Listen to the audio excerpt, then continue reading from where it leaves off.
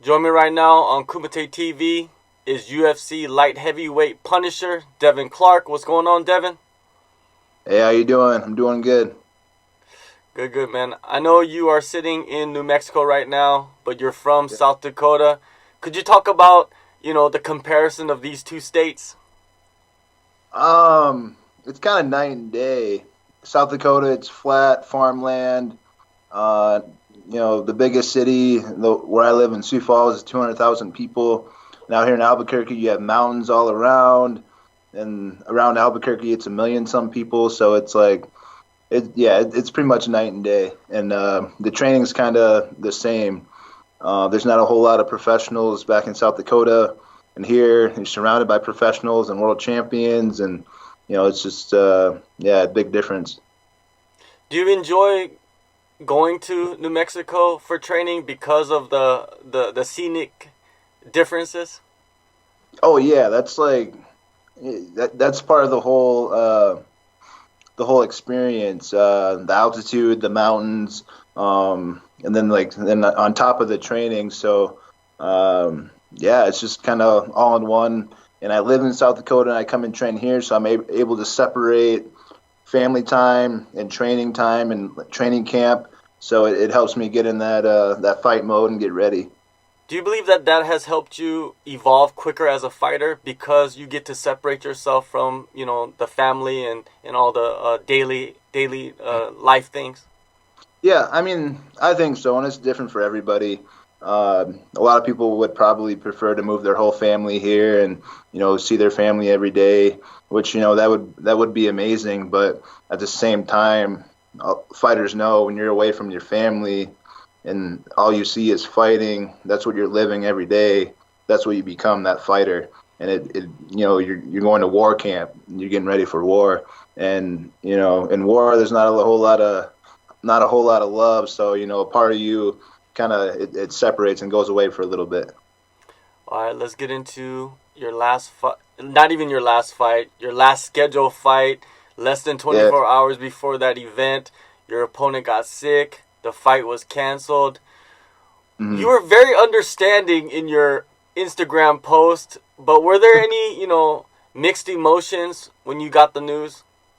Man, I was heartbroken. I've never had that happen to me before, and especially not on that level. Like maybe a couple times in amateur, but on that level and all the way in Russia, and it really was a dream of mine to fight in Russia against a tough Russian. It was just one of my goals in my career because it's a pretty tough it's a pretty tough thing to do, and I wanted to tackle that, but it didn't happen, and I guess he got sick, but I don't know. It was a little sketchy, a little fishy, but it's kind of on him at the end of the day. He chose to do that and not fight, so hopefully he was all right. I know he was all right, but yeah, so it is what it is. Did they try to rebook that fight, or were you just ready to move on to another opponent? Yeah, they said nothing about rebooking the fight. My new opponent, we talked about him pretty much the night of the fight, so he was in our mind that the next night. So they moved quick to get me rebooked and on another card.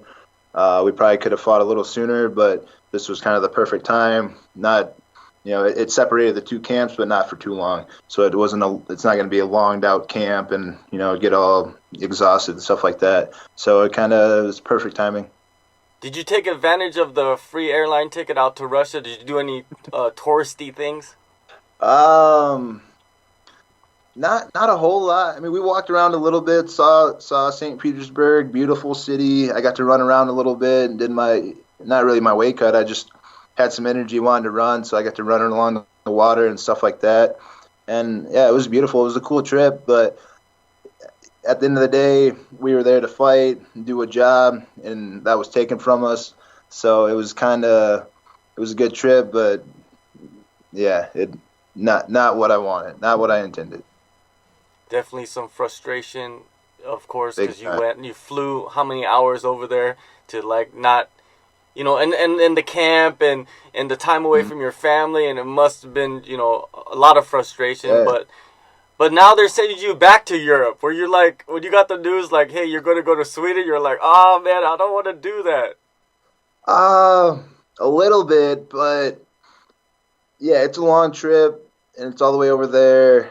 A little uncomfortable, but it was such a good card to be on. There's, including my fight, there's 4 light heavyweight fights on that card, which is incredible. So, in my mind, that's a good opportunity for me to be directly compared to a lot of these other guys, and most of them are top 15.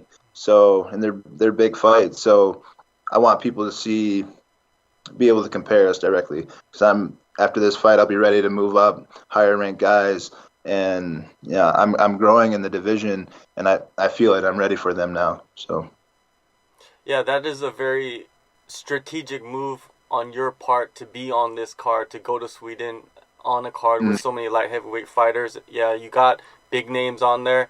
Your opponent, Darko Stosic, he is a legit fighter out of Serbia. What are your thoughts on him? he's a good fighter, but good fighters can be beat, and that's what I'm gonna do to him. I got a good coaching team, and we're game planning, we're getting ready, and we're gonna be ready. I've totally forgot about that Russian dude, and this is my meal now. I'm gonna eat him up. This is what we do. So I'm excited for it, and hopefully the fans get excited for it when it comes. I know when it comes fight night, the fans will be excited because we're gonna fight. It's gonna be a good fight.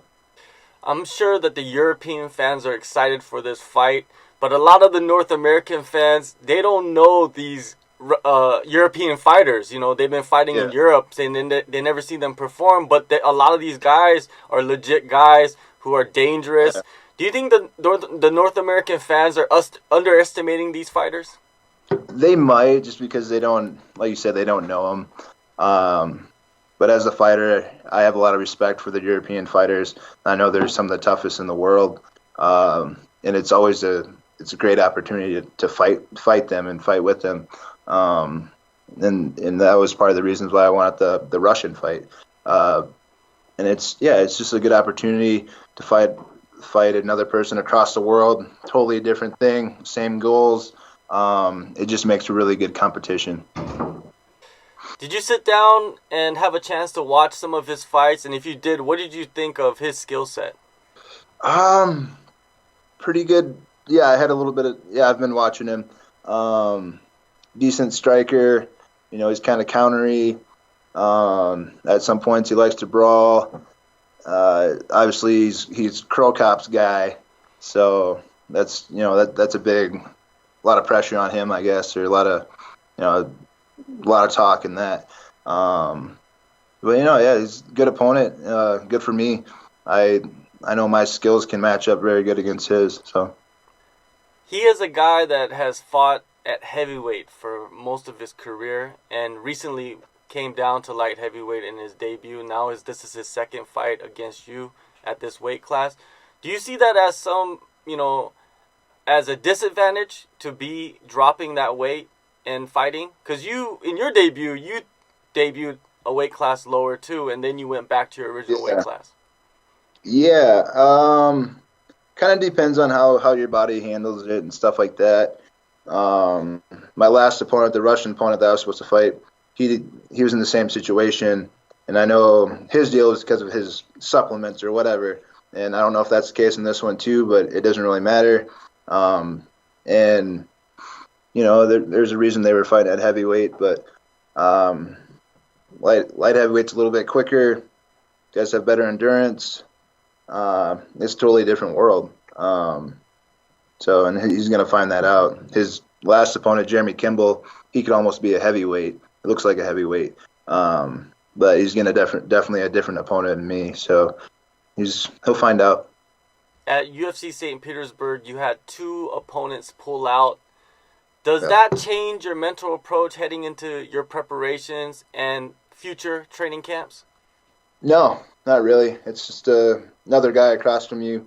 Techniques might change a little bit, game plan maybe a little bit, but I like to do what I like to do and make them adjust to me. Obviously, changing our defense a little bit, according to what his skill set is. But other than that, we don't change a whole lot. We're going out there, same goal, same mindset. And that's to kill this guy. Really, I mean, I'm going all the way across the country. I gotta hurt somebody. Who are you working closely with at Jackson Wink for this camp? Uh, we just have a lot of different guys, and um, pretty much just everyone here. We all work together from amateur to the champions. John Jones, he's one of my training partners, and everybody else. A lot of people don't know a lot of the guys they're training with. They're up and coming guys, but they're tough as nails. So, and we put together good camps, and it seems to work. Are you and John Jones in camp together, like simultaneously? Kinda, yeah. He's got a fight coming up, so he's starting to really get deep into his camp now. I think he's 9 weeks out or something, so a little bit different timing. I'm kind of at the end of mine, so but yeah, we're in here together, and as long as same with everyone else. So I know a lot of Europeans go to Jackson Wink to train. So do you get a lot of rounds with the guys that come through? And do you think that it's going to be beneficial for you when you're facing off against a European fighter? Yeah. I mean, they have certain styles, and they all bring different styles, and they're from all over, really. Yeah, I can't even name all the countries they're from. But another guy that I was training with a lot is Roman Dolidis. He was supposed to fight in the Minneapolis card coming up. He's a world champion jiu-jitsu guy, but also likes to brawl. I learned a lot from him. He's learned stuff from me. And that's kind of the trade-off. You get these guys from around the world. They'll teach you something. You teach them something. And it both of you get better at the end of the day. This is your 7th fight for the UFC. Is there any anxiety leading up to a fight anymore?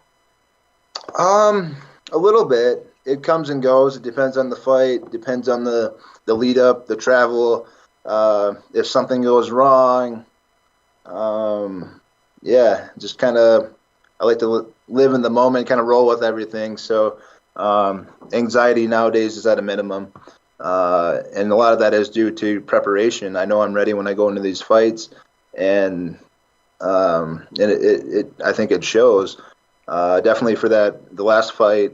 My last fight, Alexander Rakic, I was super ready for that fight. No anxiety, no fear, and I ended up dropping him twice and almost knocked him out. But so there was I was ready, and that's what I'm going to be for this fight too. So yeah, 7th fight, it's starting to get better. I'm starting to learn a lot more. I've been learning at the highest level. I got signed in UFC when I was 5-0, so it's been kind of a big learning curve there. These guys that have more than 10 plus fights, and I only had 5 going in. So I've learned a lot. I'm getting to where it's time to turn it up. Yeah, speaking of the learning curve, I've seen so much improvement out of you throughout the years. How much do you think you have improved? Like, what level are you at right now? It's kind of night and day. It could go at this point. It could go either way. We could fight. Like I said, I'm ready for the top 15 guys. I'm going to prove that and run through this guy. It's his 2nd UFC fight, and he's on a learning curve too, and he's going to find that out. I know I think he's got 10 fights or something, or 11 fights. I don't really know. But it's different when you get up here in the big leagues. People are ready, and there's experienced guys. I'm experienced now in the UFC, so I've done that walk many times, and it's starting to get fun, really. Starting out, it is scary. There are nerves, but now it's fun. Like I said, I get to eat, and that's what I get excited about it now. And it didn't used to be that. It was like, oh my, only got a week left, or only got 2 weeks left, and now I'm like, it's fight week, let's go. Or I only got 2 weeks, and I can't wait. So it's definitely a lot has changed, and I think a lot of that has to do with experience. You mentioned the top 15. How far do you think you are away from cracking the rankings? Who knows? I mean, get a good finish against this guy, then we could fight anyone in the top 15, I believe. All they need to see is me perform good. They know I have the skills. The UFC knows they know how far I can go. I know they believe in me. I just signed a new 4-fight contract with them. This will be the first fight on my new 4-fight contract. Yeah, so it could be any time. After this fight, it could be any time. All right, one last thing before I let you go. Music and sports, go together. Can you give us a peek into your playlist during this camp? Yeah, I listen to a lot of old country, music, Waylon Jennings and stuff like that. Shoot, I'm drawing a blank right now, but there's so many of the old time music. But also Yellow Wolf, he has a new album out. I listen to him a lot, and there's Southern country rap music that's in America that I love to listen to. It's all about talking about country stuff and doing country stuff. And I'm from South Dakota. I'm from the country, and it kind of it relates to me more than the new rap does, because everybody loves the rap beats, but I can't relate to any of the songs. I'm not from the city, so these Southern country songs really relate to me and get me going. So that's kind of what I'm on. Any Bubba Sparks? Yeah, absolutely. Yeah, he changed his style though. He's actually doing the new style of Southern rap or country rap. Oh, So really? I think they call it hick hop. But yeah, he's doing that. He's got a couple of new songs out, and he's still pretty good. So yeah, definitely Bubba Sparks. All right, man. June 1st, UFC on ESPN Plus 10, Stockholm, Sweden. Thank you, Devin, for your time, and good luck to you, man. Hey, thank you. I appreciate it.